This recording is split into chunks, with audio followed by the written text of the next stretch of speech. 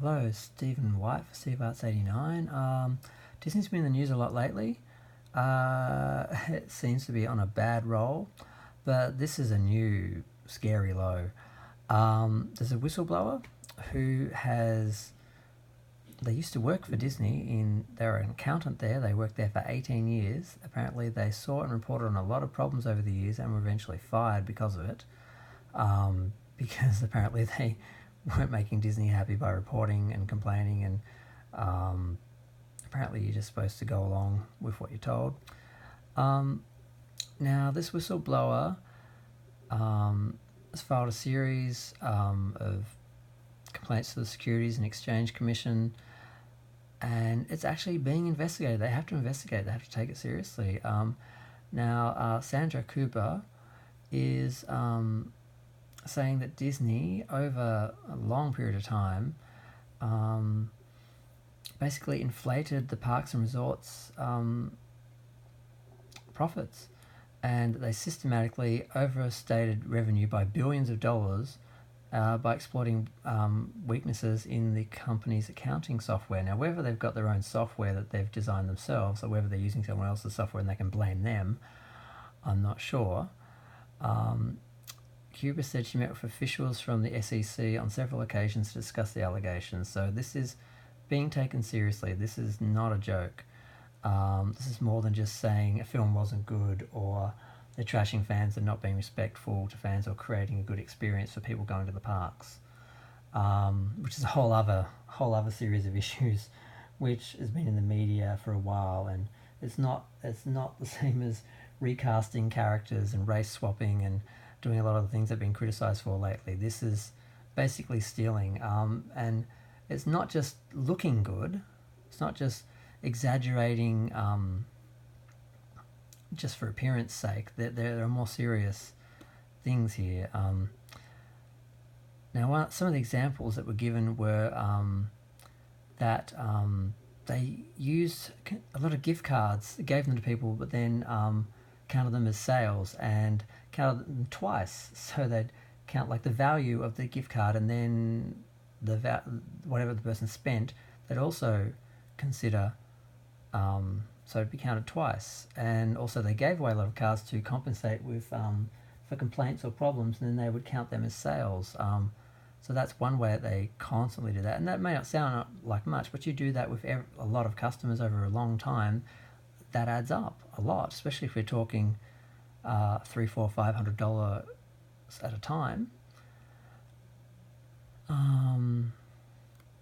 And they were counting them, like, for example, as $500 gift cards when they were actually discounted to $395. So there's a discrepancy there. And there's a lot of examples like that. I don't think I'm going to go through all of it, but basically 2008, 2009, they declared a revenue of $10.6 billion, and she's suggesting that they exaggerated $6 billion of that, or faked $6 billion of that. Now, what are the consequences of this? Not only are they breaking small laws, they're breaking big laws by how certain different taxes that are charged on different purchases and types of purchases. By changing the category of the purchase, they're paying the tax differently, which means they are ripping off the tax man, and you don't want to do that. Al Capone went to jail for that. They couldn't get him for anything else, but they got him for tax. So I think they can get the mouse for tax. I mean, the mouse may be how to escape the mouse trap and everything else, but yeah, no, tax man, no, he can't get you. So that's just, I'm just kind of shocked. I mean, I've been disgusted with Disney in a lot of ways. Recently, there was a child who died who idolised Spider-Man, and the family wanted to give him a Spider-Man funeral. They did, but when they tried to do a Spider-Man headstone, they wouldn't let him, and they gave him some rubbish excuse that, they don't want the character associated with death. Hello, have they seen any of the films lately?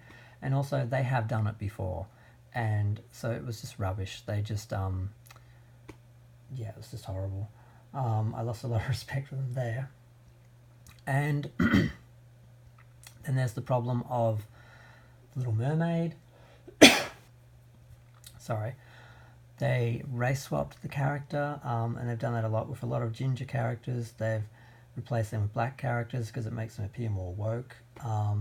And basically they're using tokenism to try and pretend to have more diversity when really they're just swapping out one minority for another, and instead of creating new characters and creating role models and characters for ethnic children and diversity, they are just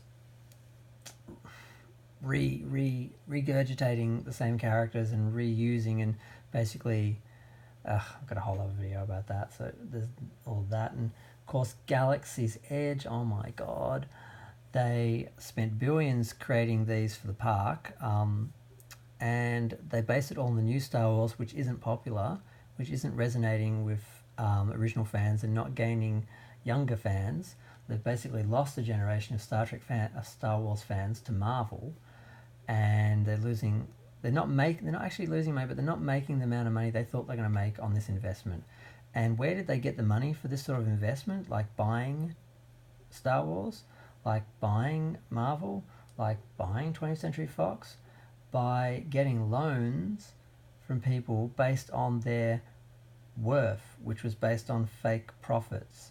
So this could be very serious if this is found to be true, and it's going to affect a lot. Now, it may not take Disney down, but it's going to give them a pretty good gut punch and keep them gasping for air and not really moving very fast for a while. So, wow, I'm still kind of shocked.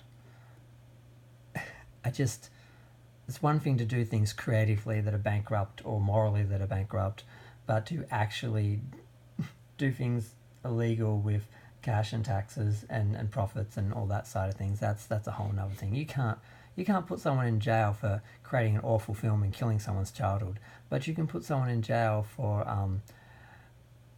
not paying the same right taxes for the right products, or well, we'll see what happens. It's being investigated. We'll see where it goes. But good luck, Disney. I mean, God, all they're doing is remaking all their movies. They're running on nostalgia, basically, and that's it. Because a lot of the time when the films don't make money, they use the theme parks to balance it.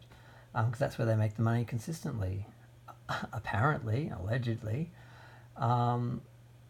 And there was also a lot of criticism for the films, because all these films that no one seemed to care about or be interested in were making $1 billion, like Captain Marvel. And there were reports of empty cinemas and cinemas being bought out by groups and companies, and tickets being given away for free that were counted as sales, and all these sort of little tricks to increase the sales for the movie to make the box office look healthier.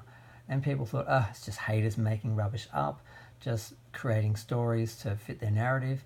But then when you look at something like this, you start to wonder maybe if some of that wasn't true. And even if they didn't fake anything, maybe they did just play a lot of dirty pool to get things going how they wanted. I mean, if they're willing to lie to the government about tax, what else are they going to do? But I'm not willing to delve into this much deeper because it's very complicated. I don't know a lot about accounting and taxes, and it's all American anyway, so anything I know about is based on Australia. So I'm just going to leave it there and just, wow, Disney, wow, good luck. But thanks for listening. Feel free to like and subscribe and watch some other videos. They're more fun than this scary mess. Thanks, bye.